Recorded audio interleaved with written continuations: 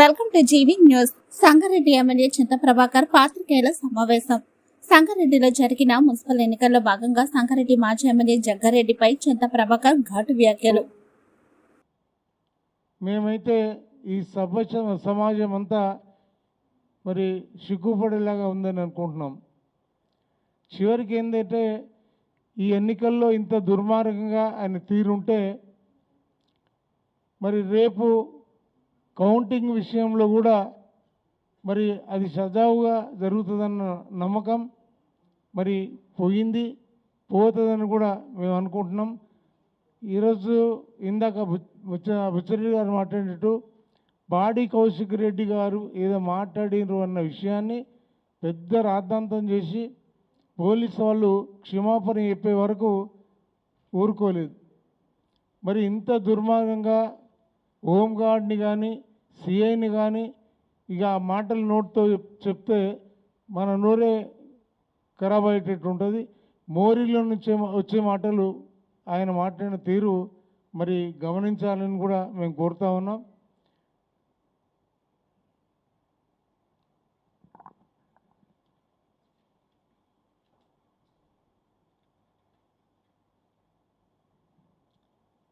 వాస్తవానికి ఈ ఎన్నికల్లో జగ్గారెడ్డి గారు పోటీ చేయట్లేదు.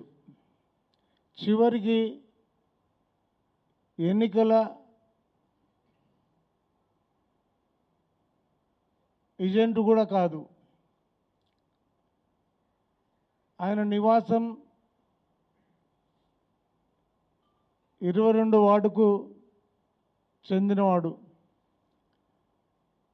ఈరోజు బూతుల్లోకి అనవసరంగా వెళ్ళి మరి ఇంత పెద్ద రాద్ధాంతం చేసిన అతన్ని మరి పోలీసుల విజ్ఞతకే వదిలిపెట్టాల్సిన అవసరం ఉంది. కానీ పోలీసు వాళ్ళు కూడా ఈ తంతునంతా చూసి చూడనట్టుగా వివరించడంపై మరి అది వారి విఘ్నత అనిపిస్తూ ఉంది. ఖచ్చితంగా ఏ రోజు సంఘటనకి ఆ రోజే చర్య ఉంటే ప్రజలకి కొంత విశ్వాసం కలుగుతుంది.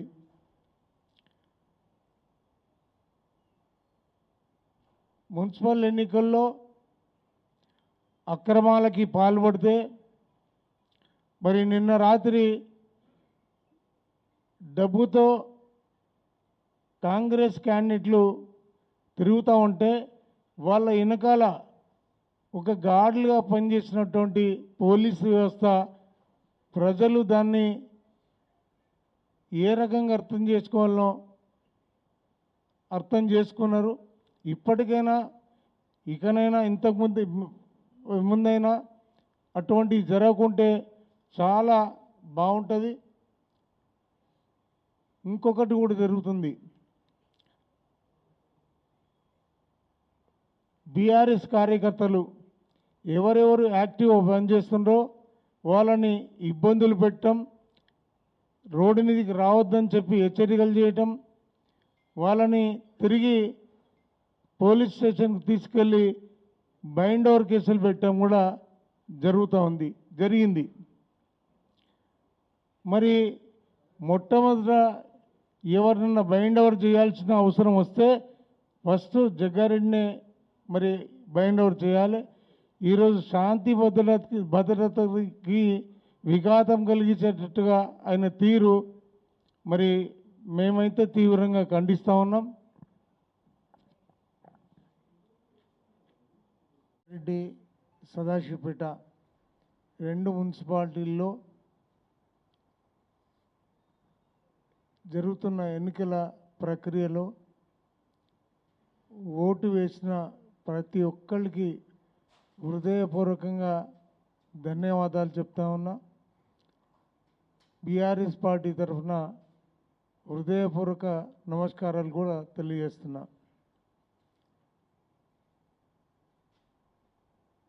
ఎన్నికలంటే ఎప్పుడు ఎన్నికలు వచ్చినా సజావుగా ఎన్నికలు జరగాలి తప్ప ఘర్షణలు, గొడవలు గొడవలు ఉత్పన్నం చేసి చేయటం అనేది సరైంది కాదు. ఎన్నికల సంఘం పరిధిలో జరుగుతున్నటువంటి ఎన్నికల్లో పోలీసు యంత్రాంగం కానీ అధికారులందరూ కూడా ఈ ఎన్నికలన్నీ సజావుగా జరపాలని వాళ్ళు కోరుకుంటారు. ప్రజలకు కూడా అది అవసరం కూడా.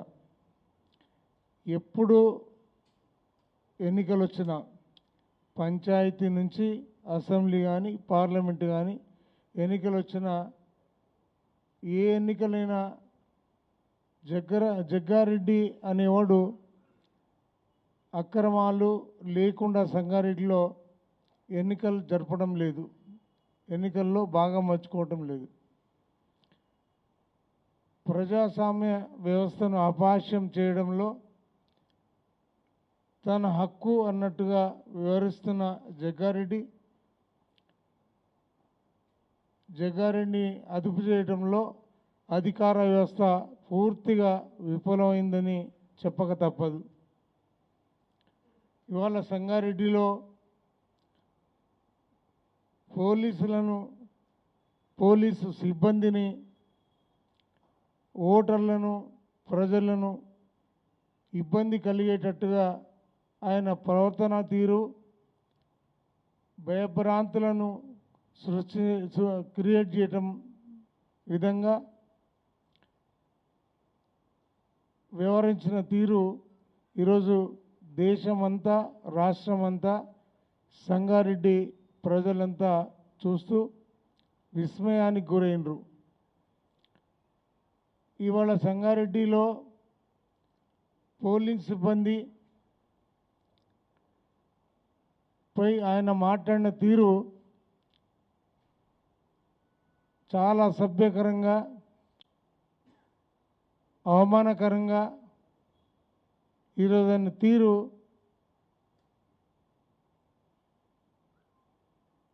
ఆయన నోటికి వచ్చిన దుర్భాషలు వారితో మాట్లాడి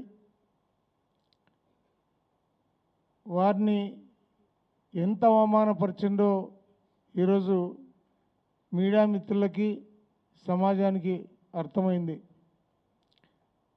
ఆయన తీరులో మార్పు ఉండదు. ఎప్పుడు ఎలక్షన్లు జరిగినా ఒక అహంకారపూరితంగా మరి ఆయన తీరు ప్రజలందరూ గమనిస్తున్నారు. చివరికి పోలీసు వారిపై దాడికి యత్నించాడని నేను తీవ్రంగా ఖండిస్తున్నా. వెంటనే జగ్గారెడ్డిపై కేసులు నమోదు చేసి చర్యలు తీసుకోవాలని రాష్ట్ర డీజీపీకి డిమాండ్ చేస్తూ ఉన్నా. అట్లా అయితేనే ఈరోజు ప్రజలకు ఒక నమ్మకం, విశ్వాసం కలుగుతుంది. లేకపోతే చట్టాల మీద గౌరవం కూడా పోతుంది.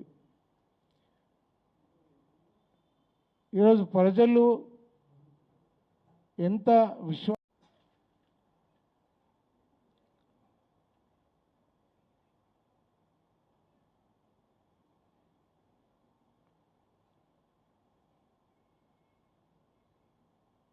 ఇవాళ యంత్రాంగం జగ్గారెడ్డి పట్ల ఇంత ఉదాసీనత ఎందుకు ప్రవర్తిస్తున్నారో మరి వారికే తెలవాలి. ఇంకా విషయానికి వస్తే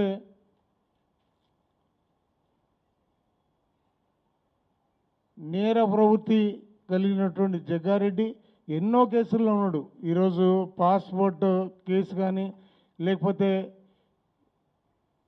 యుఎస్కి తీసుకెళ్ళిన కేసులో కేసు ఇంకా నడుస్తూనే ఉంది. మరి ఆయన ఇంతకుముందు ఎన్నో దుర్మార్గాలు చేసినటువంటి పరిస్థితి కూడా మరి మన కళ్ళ ముందరే ఉంది. మొన్నటికి మొన్న ఎన్నికలు ఎప్పుడు జరిగినా ఆయన మాట్లాడిన తీరు, ఈరోజు ఆయన సదాశివపేటలో లక్షలు ఎన్నికల నియమావళిని ఉల్లంఘించి మరి డబ్బులు పంచుతూ ఉంటే ఎన్నికల కమిషన్కు మేము లేఖ కూడా రాయటం జరిగింది. వారు కూడా రిప్లై ఇచ్చి మరి కలెక్టర్ గారికి తగిన చర్యలు తీసుకోవాలని చెప్పి వారు మెయిల్ కూడా పెట్టిన మాకి ఏ చర్య లేదు. ఈ ఈ రకంగా కొనసాగడం మరి సభ్య సమాజం సిగ్గుపడుతోంది. మరి ఇప్పటికైనా గమనించాలి.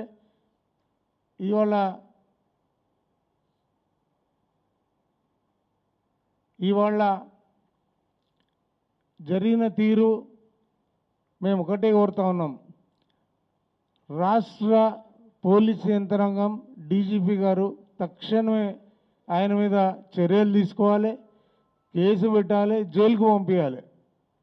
మేమైతే ఖచ్చితంగా ఇది జరుగుతుందని పూర్తి విశ్వాసం మాకుంది. గతంలో కూడా మేము పోలీసులకి వాళ్ళకి ఇవ్వాల్సిన గౌరవం ఇచ్చి మా ముఖ్యమంత్రి గారైతే రాష్ట్ర తొలి ముఖ్యమంత్రి పోలీసు శాఖ వారికి ప్రత్యేకంగా గౌరవం దొరికేటట్టుగా ఫ్రెండ్లీ పోలీస్ అని పెట్టారు. ఈరోజు ఫ్రెండ్లీ పోలీస్ పోయి దుర్మార్గపు చర్యలు వాళ్ళతో చేపించడం, మరి ఈ చర్యలు ఇట్లనే కొనసాగితే మరి పోలీసు వాళ్ళు ఇదే రకంగా చేస్తే ఖచ్చితంగా మరి రాబోయే రోజుల్లో దానికి మూల్యం చెల్లించాల్సిన పరిస్థితి ఏర్పడుతుందని కూడా తెలియజేస్తూ, పోలింగ్ బూతుల్లో అనవసరంగా అలజడి సృష్టించి ఆయన వెళ్ళి మరి పోలీసు వాళ్ళు ఆయనకు భద్రత కల్పించిన తీరు ఈరోజు ప్రజలందరూ కూడా గమనిస్తూ ఉన్నారు. దీనికి ఎట్టి పరిస్థితుల్లో మరి అధికారులు, కలెక్టర్ గారు, మరి ఎస్పీ గారు కానీ వీళ్ళందరూ కూడా ఈ తీరును మరి గమనించి తక్షణం చర్య తీసుకొని ప్రజలందరికీ ఒక విశ్వాసం కలిగేటట్టుగా వాళ్ళ తీరు ఉండాలని చెప్పి మేము హృదయపూర్వకంగా మరి కోరుతా ఉన్నాం. అది జరగకపోతే మాత్రం మరి కౌంటింగ్ కూడా సజావుగా జరగదనే నమ్మకాన్ని మేము పోగొట్టుకోవాల్సిన అవసరం ఉంటుంది. అది వాళ్ళ విఘ్నత అని తెలియజేస్తూ, మరి ఇప్పటికైనా అందరూ అధికారులు, యంత్రాంగం మరి అలర్ట్గా ఉండాలని మేము వారిని హెచ్చరిస్తూ ఉన్నాం, కోరుతా ఉన్నాం. జై తెలంగాణ. అధికారంలో ఉన్నప్పుడు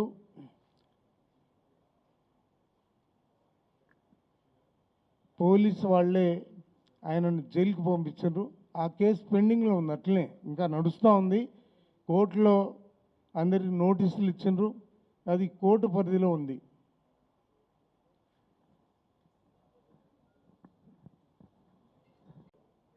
గత ఎన్నికల్లో ఎంత బూతులు మాట్లాడిండో మీ అందరికీ తెలుసు. ఆ రోజు ఆయన విఘ్నత అని అప్పుడున్న మంత్రి గారు హరీష్ రావు గారు వదిలిపెట్టిండ్రు. కానీ అది మళ్ళా ఈరోజు పునరావృతం అవుతుందంటే అది పోలీసుల ఫెయిల్యూర్ అని మేము భావిస్తాము.